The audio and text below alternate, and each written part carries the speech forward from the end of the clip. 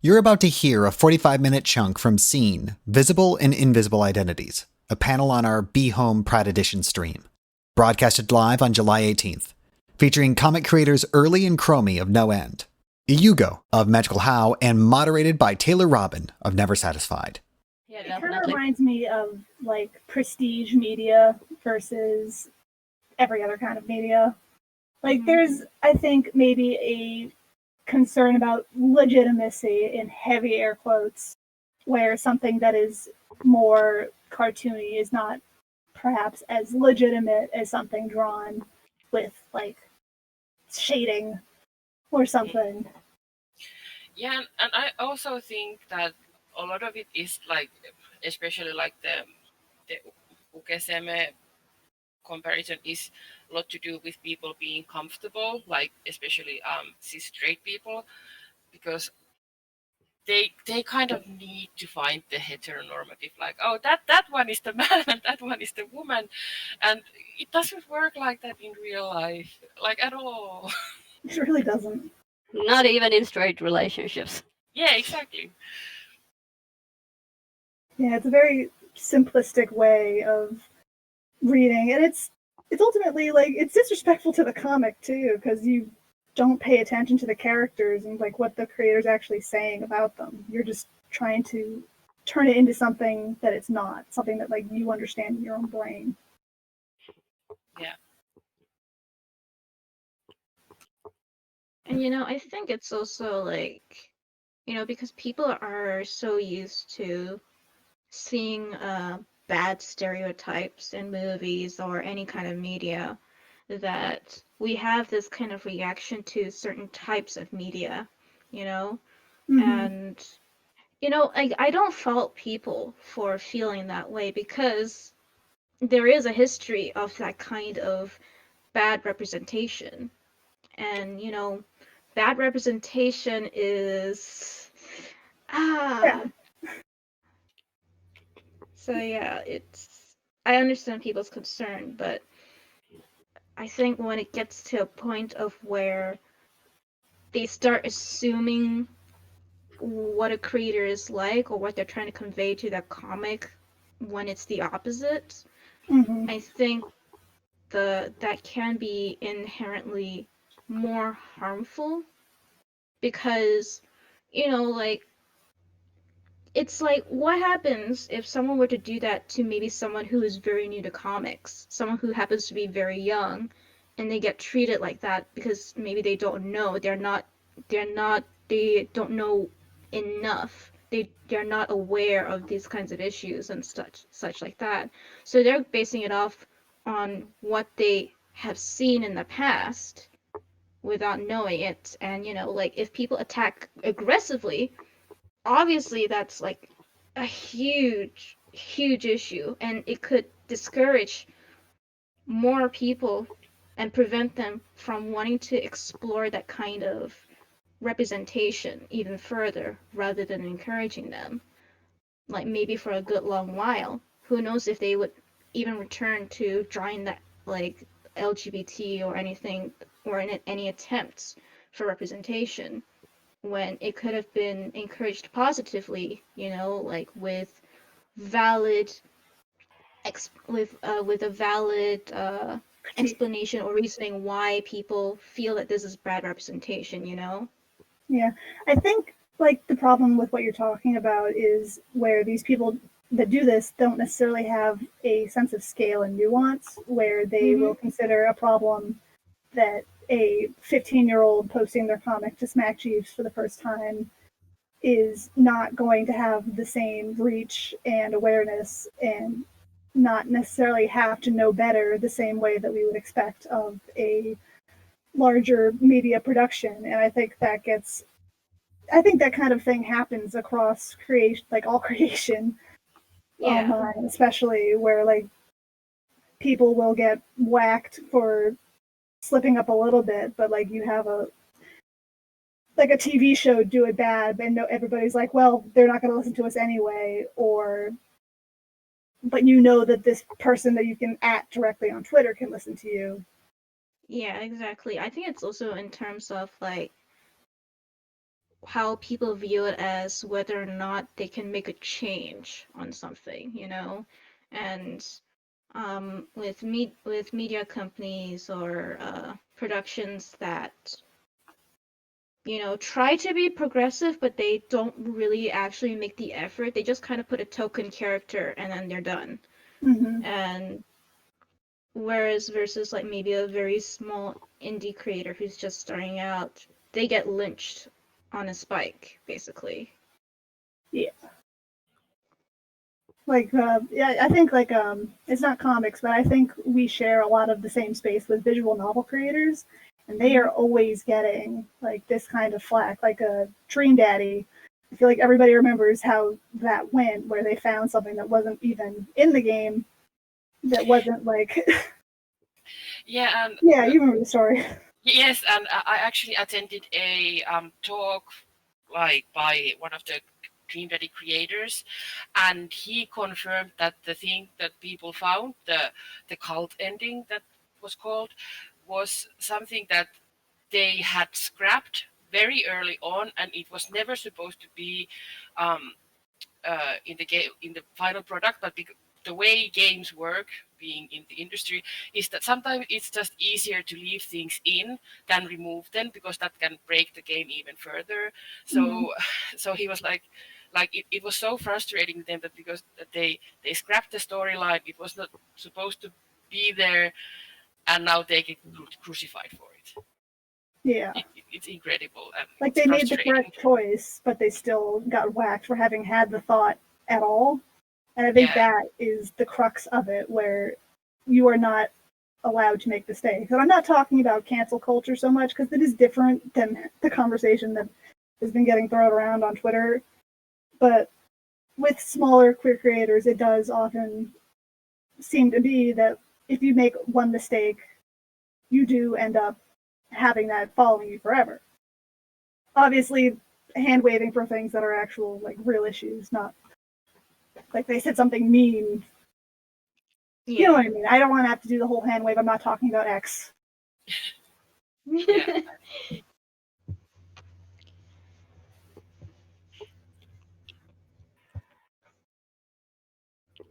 Maybe we could move on to a different topic if we want to. Yeah, I think so. Yeah. I think that's We're getting a little bit.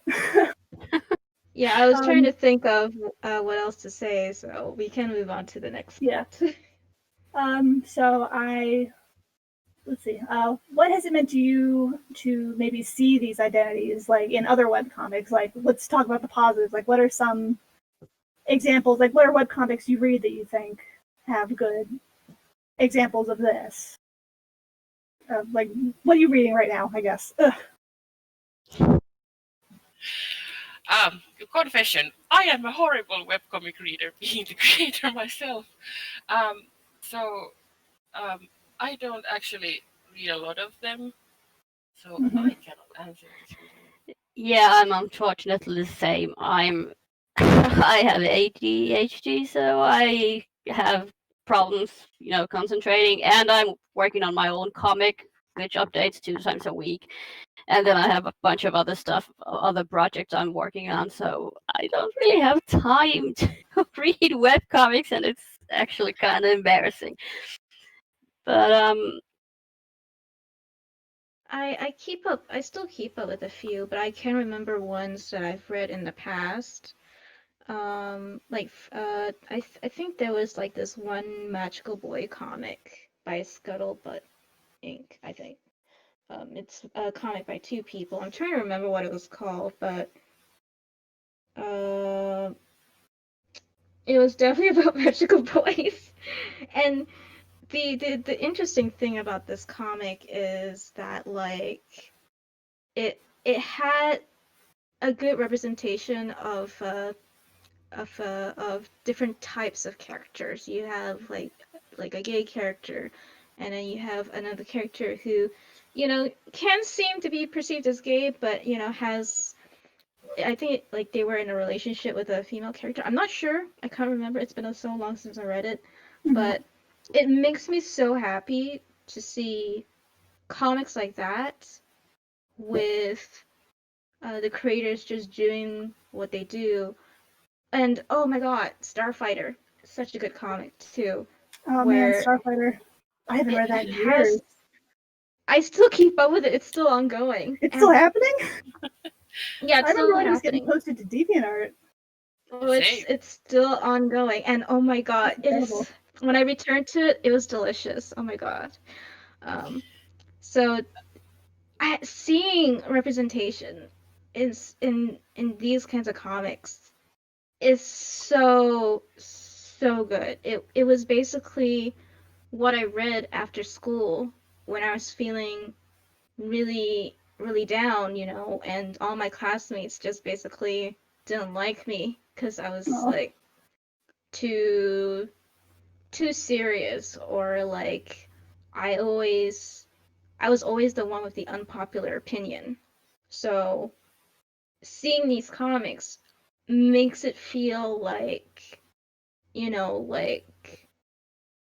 like it's entering into a world that I want to be a part of in the future, that kind of thing. That's how I viewed it when I was younger back then. Mm-hmm.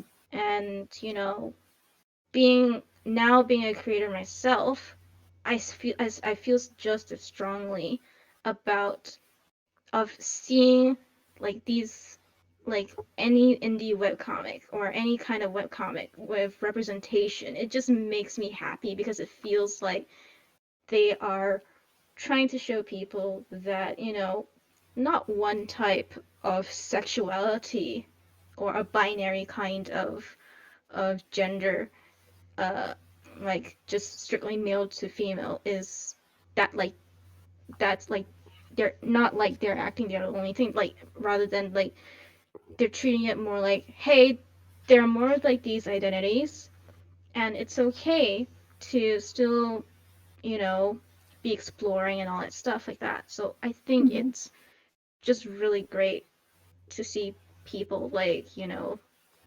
have these comics up for other people to feel what I felt when I was younger, or Yeah. at least like feel included seeing these representations, even if it's like really small. It's still more powerful than having no representation at all. Yeah. I feel like webcomics are perhaps the, like, on the whole, maybe queerest form of media that we have right now, other than maybe like the old fashioned zines that would get passed around. But I think because webcomics, there is not really any overall governing body, like, or a publisher necessarily telling you, no, we can't do that. It'll scare away the audience. Like, you can do whatever you want. And for a lot of people, that's exploring these themes of queerness and like just doing it because you don't get to other or in other places.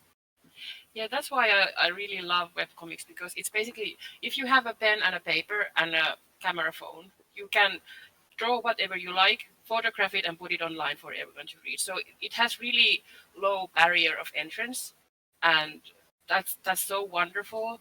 And speaking of like finding yourself in the like media, this is not web comics, but I read a lot of like LGBTQ books, and I read them so much that sometimes I make the mistake of reading a book by a like someone who is not queer or female, and then I'm just like, oh, is this what the other people are reading? This is garbage. And it's like I just like forget sometimes that there are books that don't have queer characters, which I think is a lot also like webcomics. If I had the time to read webcomics, I would be reading only queer comics, and it's wonderful. Just kind of like lose yourself in that world. That hey, I'm not alone. Like there's infinite amount of these, and I can forget everything else.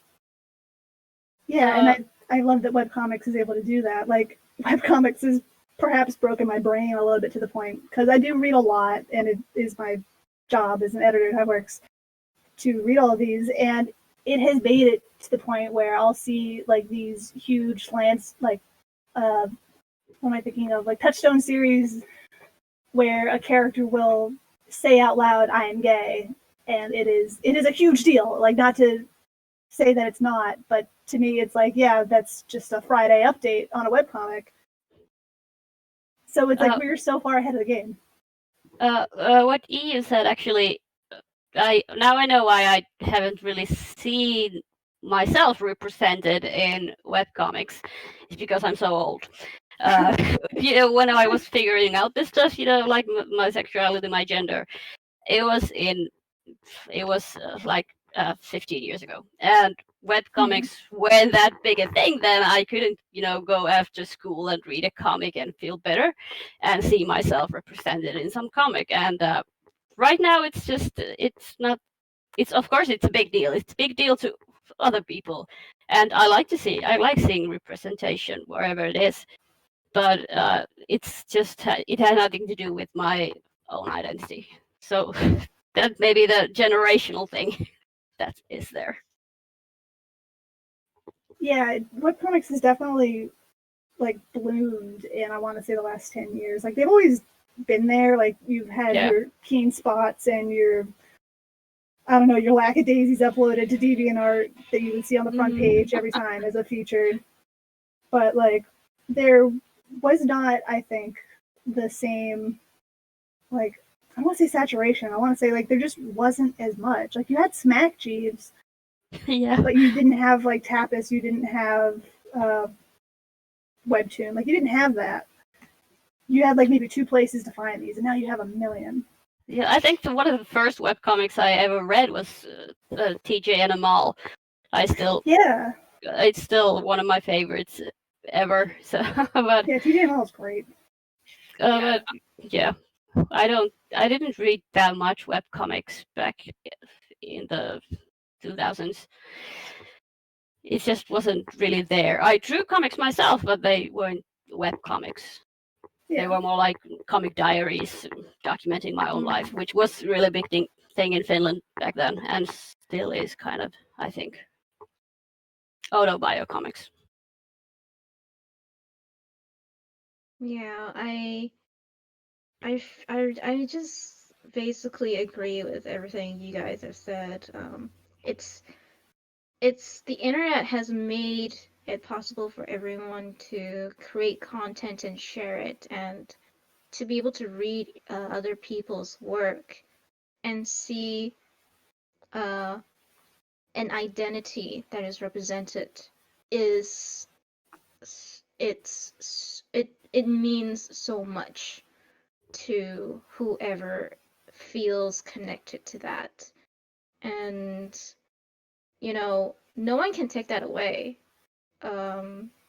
So the internet is, I really do hope we get to see more and more webcomics bloom from this digital age.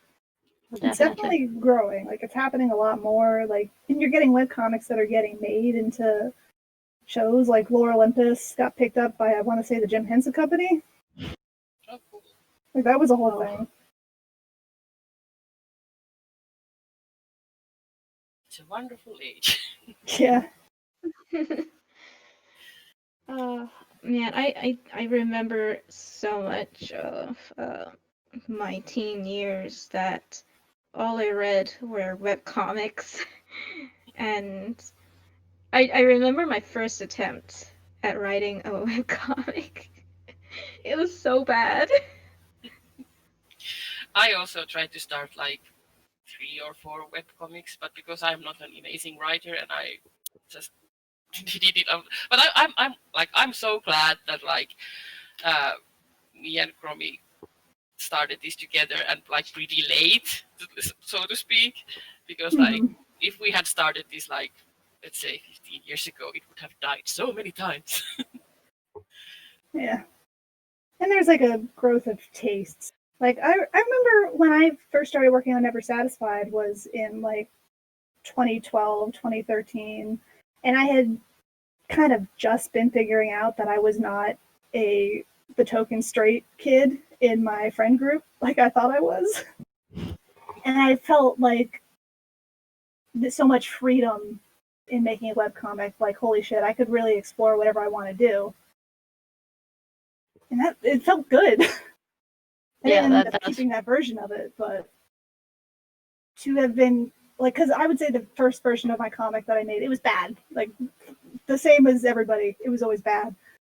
But I'm glad that I had that opportunity to do it and get it out of my system to then go on and to do something a little more thoughtful, a little more like Yeah, with a exactly. brain.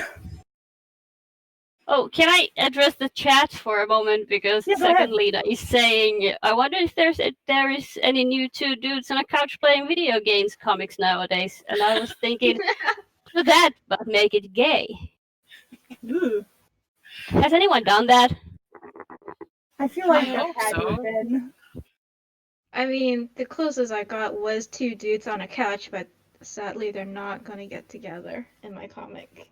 They're too angry at each other. There's too much drama. But that's only an obstacle. It is, but sometimes you have to think about like the character and who they are and what kind of tastes they have. And Yeah. in Magical How Booker's tastes are apparently long-haired men with brown skin and chiseled features. I mean, definitely, because I mean, I think we had comments about our character Benny, who has a crush on another character, Cherry, and fans were like, "Oh my god, they are gonna be so great together!" And then we went like, "Ha, no!" It's funny that like people always seem to expect that like now these characters like each other, so they have to get together, and I find it more interesting sometimes. That's like, but maybe not. Like maybe this character doesn't feel that way for the other character, and that's one way of creating drama without killing anyone, which is which mainstream media seems to think that is the only way to do. Yeah, that brings up a topic. Do you feel like a duty when you're writing queer or anything like that stories? Do you feel like a duty to have things always go well? Like I know that in your guys' story, that is a thing where nobody dies, but in Magical How, people do. Yeah, I think with us that like no one dies, but shit certainly goes down a lot. Mhm. So we create the drama other ways. Yeah, there's definitely a lot of drama, but it's not the cheap thrill of having your favorite character killed, because I think that just sucks. I don't like it Yeah. myself, and I don't want it in my comic. It's if someone else likes it and likes that, then that is their thing. Mhm. It does kind of delight me, the irony of you guys having a comic where no one dies and it's this post-apocalyptic zombie hell, and then Magical How is magical boys in bright colors and Yeah, I think that makes it brilliant. Like the magical thing is, it's like you should be doing the dying because it's kind of like subversive to the genre. And while if we had a lot of characters dying, it would be just like, well, it's a zombie comic. Of course they're dying, but now we're just like, maybe they don't. Yeah. I'll admit though, I made Magical How kind of on a dare, so yeah. yeah, my friend goaded me into like I just drew up character designs and like, oh man, imagine if I made a Magical How, like I mean a Magical Boy comic, and I just do whatever the hell I want, like because early on I didn't feel like I had a sense of duty. I just wanted to write a good story. Mhm. And, my friend, because they goaded me on, I was like, oh, that's a challenge, I see. I will do it.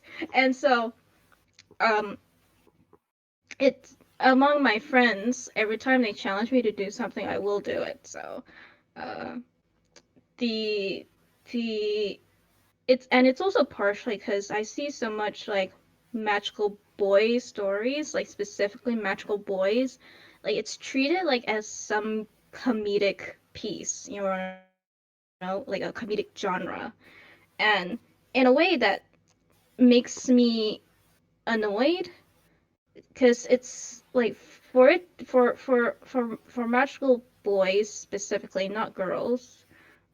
It's like putting that in only the comedic genre sometimes feels like, even though like they have a maybe like good character dynamics within the story and stuff, but just from the genre itself, it feels like it feels like sometimes they're saying it's not legitimate. And like as I went along with Magical How, the more I worked on it, the more I wanted to challenge that. Yeah.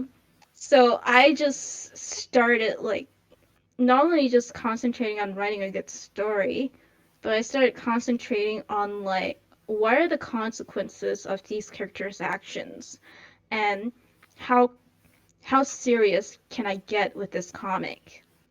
So like one good example is that like I really hate it when people have like a preconceived notion of characters.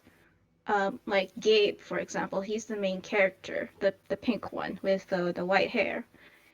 Um, a lot of my readers called him a precious bean, and you can guess what happened. I took that as a challenge, and I made him an asshole. Amazing. Nice.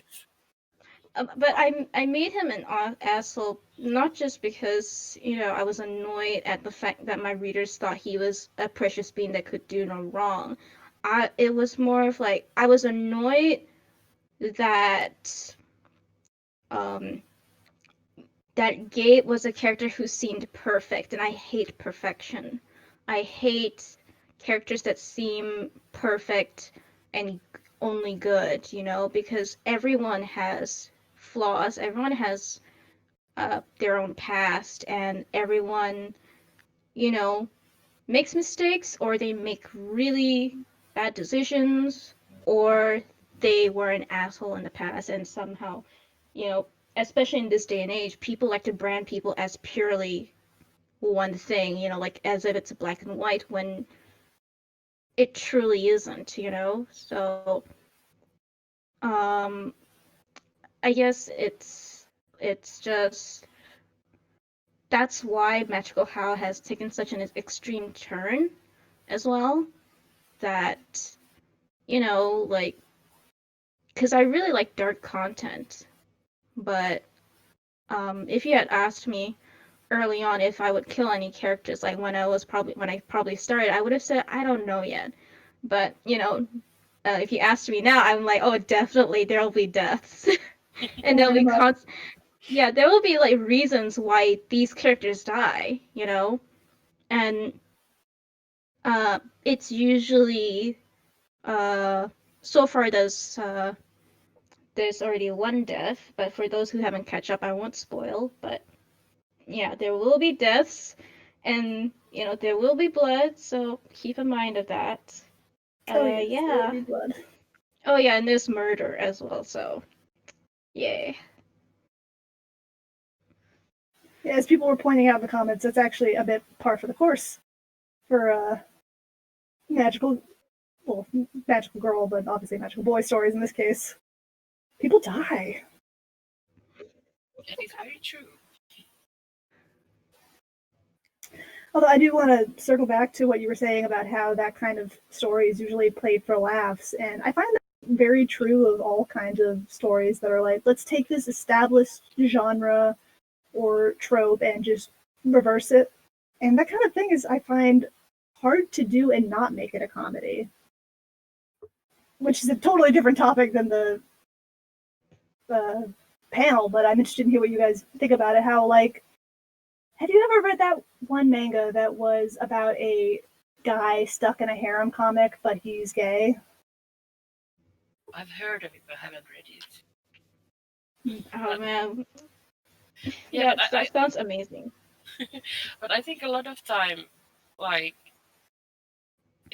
it seems like to take the magical boy or girl genre as example, it's a lot of times it feels that like something that is perceived as feminine, and then men doing it is something that, oh, now it's inherently funny. Yeah, because, it leans on the general men in a dress trope, which is not great. Yeah. because it doesn't mean that like if a man is doing something feminine, it's somehow funny, because it's not. It's just like them doing their thing. So it's frustrating, certainly. Yeah. Can I talk about a little bit the preconceptions people have of characters from when they see them versus when they see them actually grow and, well, when the story goes forward, because we've had that a lot with lots of characters. For example, White is a precious small being too, and, well, turns out he might not be. Then a character who's established as kind of an asshole. He has a temper tantrum at the very early in the comic, and readers have still not forgiven him for that. He yells at another character, and he's then worked through that whole thing, not completely, but a little at a time, and people still kind of judge him for that. And it's funny how people just see these characters and they assume they will stay like that forever, although character growth is a thing, and we are trying to at least write multifaceted characters who grow during the comic, and they grow a lot, and they go through their own things. I forget words, but anyway, it's kind of funny how these preconceptions start, and then readers, they read and they just, whatever they read, they keep going back to that first notion they have. Although I think that's story an has moved. experience that happens a lot in webcomics. Sorry to have kind of cut you off there. Yeah, no problem. Like, because webcomics is such a protracted way to consume a piece of media. Like, either you have read all of it at once, if you're a new reader on like an archive binge, or you have been reading it one update by one update over years, and you don't necessarily retain the information. Like, you might retain the stuff from the very beginning because that's where you started, and you might have ended up reading that over again. But yeah, that's true. You can very easily forget the growth that a character went through in like chapter 5 when you've been reading update by update since then. Like, if you caught up in chapter 5 and you're at chapter 10, everything that happened after chapter 5 will not be in your brain the same way the stuff was from chapter 1 to 5, because you read all of that at once. Yeah, very true. So I think that might have something to do with it. Yeah, definitely. We encourage our readers to archive binge if they have the time, if they want to, because we have lots of things we foreshadow the coming things, and there's the character growth and stuff. So some people do, and they say they find it really eye-opening, and they notice the character growth and our little things we hide in there, which comes up like 7 chapters later. But yeah, it's definitely less slow update pace versus archive binging. Definitely, yeah. It's tough to also, like, when you're receiving opinions on like how a character is, and you're like, they're going to change later, and you just kind of have to sit in that for a long time. Yeah. Yeah, definitely. I just like to make my readers cry. I live off of their tears and their screams. Like, recently, one of the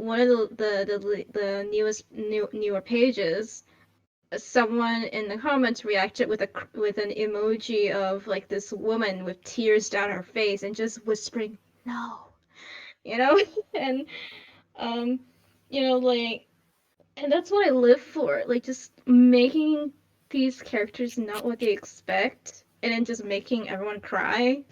It's rewarding, absolutely rewarding.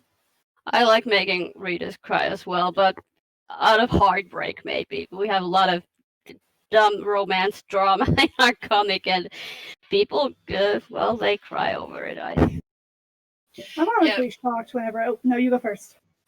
No, I was just gonna say that like, but I can definitely like say that it because our character Jerry is my baby basically, and readers didn't like him for a long time. I think they thought him as very suspicious, and it was really hard sometimes reading like these quite awful messages like, oh, I hate him, or like he's a creeper, or like I think they said like even worse things about him. I was like, no, no, he isn't.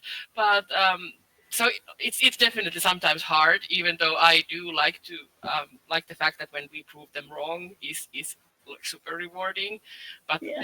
at the time, it's like, oh no, it's my baby. Yeah, I'm always shocked whenever I somehow get a strong emotional reaction out of people because I don't think I write with the goal of making my readers cry, but it feels great when they say they did, but it's not something I think anybody will. Maybe that's just me. People care about these teens? Yeah, it's like, weird. like do these people like characters actually like resonate with other people than me and Crowley? What the hell? Yeah, exactly. It is a sense of satisfaction, like knowing that other people care about these characters that you have put your blood, sweat, and tears into. That it actually gets somebody to really feel something. You're like, oh my god, I've done it. Yeah, definitely. I did this. And like I don't know if it's like, well, at least I feel sometimes like because we as LGBTQ people get like breadcrumbs in like mainstream media, so I have noticed in myself that I do get attached harder and more easily to the queer characters. I don't like. I wonder if that's part of like also webcomics, even though they're like everyone is gay and there's so much of it. Is it still like part of it? But like I do tend to feel like protective over the let's say token characters in mainstream media Hmm. because like they have given us something. I want to protect it now. Yeah, it feels like you kind of gotta, like, we must stand. Yeah. But it's nice when it's a character that you actually can really like. Yes, because sometimes it's not. Yeah. It's kind of, especially when it's got just that right flavor. Oof. Chef kiss. Yes. F kiss. When it hits just right. It's perfectly cooked. On that kind of topic, are there any, like, in particular that you can think of that you love? Like, not just in webcomics, in anything you've read. Like, I think it was Elsa who said that you read books. Like, any Yeah. recommendations from there? Because I'm very interested in reading more gay books. Yeah, definitely. First comes to mind is the Raven Cycle books by Maggie Stinkwater. They have this is kind of spoilers, but you know, there's this character called Ronan who is gay, and like he like the book series. I have never been such a like had such a strong reaction to a book series since Harry Potter's came out, and like the second book, especially in the series, was like transforming experience. So that's the character who I like completely fell in love with, and I have to check out my bookshelf. Then also the Green Creek series by T.J. Klune. It's about werewolves. Everyone is gay, and it has some asexual representation later on.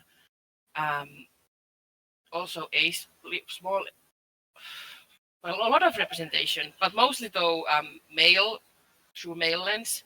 They don't have a lot of female characters, so I love all of them. They are very like good and make me cry. I actually didn't know that the Raven Cycle was canon gay, as it were. I knew that people liked it a lot. The kind of people that would like that kind of thing liked it a lot. I had no idea it was actually that. Yeah, it like it has received some criticism because the character never like says out loud the words that I'm gay, but he kisses another boy, and that's that. So definitely, it's like one of my favorites ever. Yeah. My favorite, I have only one in mind. My favorite representation depiction in novels is the Murderbot Diaries, because everyone in those books is some shade of queer, and they're all people of color. And Murderbot itself is asexual, agender, and aromantic. And okay, you might say that it's a robot. It's not good representation because it's always the robots who are ace. But Murderbot is sentient. He's made all these decisions for himself. They know I'm asexual. I don't give a damn about that. I'm a romantic. I don't have a gender, and that's a character I've related to most in a very long time. I've read, but actually, I want to also take a moment to address the chat. Random question: what's your thoughts on depicting asexual or intersex characters? Because that is actually really hard. We have one character who is asexual in our cast right now, and it's really hard to bring out. Really, we've been open about it. We've told the readers that she is asexual, and we've done many Pride illustrations. You can see one in the slideshow, and she wears the asexual flag in them, and she's answered a question about it in our Ask the Characters chapter extras, where our readers can ask our characters questions and they answer in character. And but it's really, really hard to bring it out in the narrative of the comic. We will do it. She will say that she's asexual eventually, but it just hasn't happened yet. Haven't been, kind of time she won't come out and say, hey, I'm ace, when it doesn't have, anything to do with the situation. But I can definitely, figure out. We were talking about visible and invisible identities, so I think the best way to bring these identities into light is talk about them. Have characters talk about them, because one of our most important themes is communication, and how relationships with good communication, how important it is, and how if there is no communication, it can be horrible disrupting force that will just ruin the whole relationship.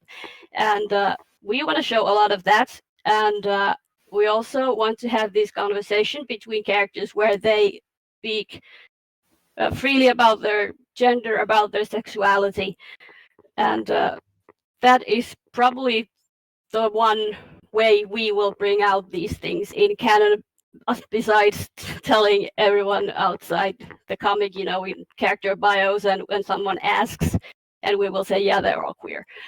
But yeah, that was it. Yeah.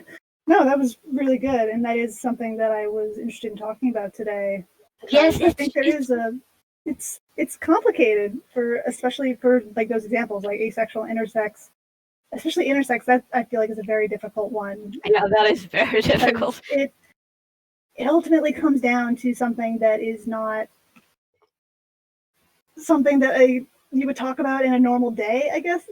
I feel like I'm gonna step into something, but you just don't go up to strangers and say, hey, I'm asexual, I'm transgender.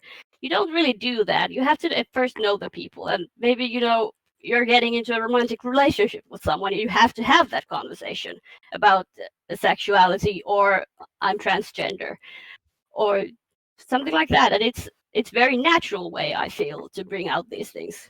Yeah, it's very difficult to do without having the characters talk about it. And I'm on the kind of side where I prefer not to have characters explicitly talk about it, because I don't think it necessarily has to do with the story if the story is not about that. But that's me, and I respect it entirely when other people do it.